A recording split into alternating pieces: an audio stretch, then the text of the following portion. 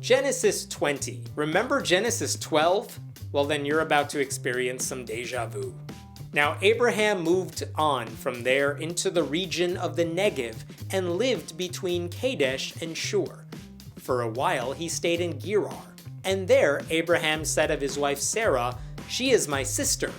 Then Abimelech, king of Gerar, sent for Sarah and took her. Oh, so now he's admitting it again. You know, a while back in Genesis 12, Pharaoh married Sarah, thinking she was Abraham's sister, and therefore not anybody else's wife. Pharaoh then became furious when he found out he had been lied to. But he gave Abraham money and livestock and slaves. So I guess Abraham's selling her body again to see what else he can get out of her. The weirdest thing about it? We're gonna hear the same lie again in 6 chapters. And why are all these men so eager to sleep with a 90-year-old woman? But God came to Abimelech in a dream one night and said to him, "You are as good as dead because of the woman you have taken. She is a married woman." Now Abimelech had not gone near her, so he said, "Lord, will you destroy an innocent nation? Did he not say to me, 'She is my sister'? And didn't she also say, 'He is my brother'? I have done this with a clear conscience and clean hands." Nothing like God warning you in a dream that you are so... But kudos to Abimelech for calling God out on his threat. Don't be mad at me, God. If they lied, blame them. I'm not the bad guy here. Then God said to him in the dream, "Yes, I know you did this with a clear conscience, and so I have kept you from sinning against me. That is why I did not let you touch her. Now return the man's wife, for he is a prophet, and he will pray for you, and you will live. But if you do not return her, you may be sure that you and all who belong to you will die." Oh, so God is taking credit for Abimelech not touching Sarah. That seems unfair. Notice what just happened here. God told Abimelech he was as good as dead for taking a married woman into his harem. Then Abimelech said, "I didn't know she was married. Blame the people who lied to me." And God responds with, Okay, you're right. But you will be dead if you do anything to her." Why are we punishing Abimelech? God just threatened him after he was lied to, and now he's threatening him again for believing the lie. Why are we going after a guy who did nothing wrong? Relatively speaking. Early the next morning, Abimelech summoned all his officials, and when he told them all that had happened, they were very much afraid.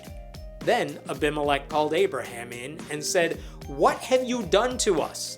How have I wronged you that you have brought such great guilt upon me and my kingdom? You have done things to me that should never be done." And Abimelech asked Abraham, "What was your reason for doing this?"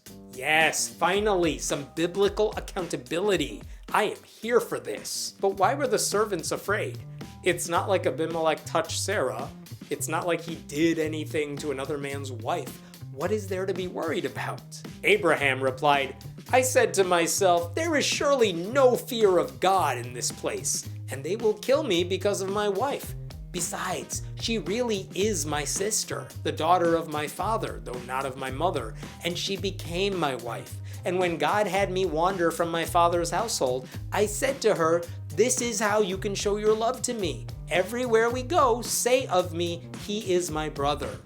Why'd you lie to me, Abraham? Because I thought you were all atheists. That's Christian morality for you. It's okay to lie as long as you do it to people considered evil. And we finally get some confirmation of biblical incest, which no one seems to have a problem with, like at all. Then Abimelech brought sheep and cattle and male and female slaves and gave them to Abraham, and he returned Sarah, his wife, to him. And Abimelech said, "My land is before you. Live wherever you like." To Sarah, he said, "I am giving your brother 1,000 shekels of silver. This is to cover the offense against you before all who are with you. You are completely vindicated." What the hell? Everyone Abraham lies to repays him with livestock and slaves and money, and his sister wife, even though he's the bad guy. Then Abraham prayed to God, and God healed Abimelech, his wife, and his female slaves so they could have children again. For the Lord had kept all the women in Abimelech's household from conceiving because of Abraham's wife Sarah. Why does Sarah's inability to have kids affect everyone in Abimelech's home? It's not an infectious disease. I'm sure Abimelech's slaves loved knowing they could be impregnated now. That'll totally make their lives way better. And seriously, God had the power to make a woman able to have children, and he never told Sarah about it earlier? Like when she was in her youthful 70s? If this chapter sounds familiar to you, that's because it's already recycled material. And we're only into the 20th chapter. The writers of the Bible were very, very lazy.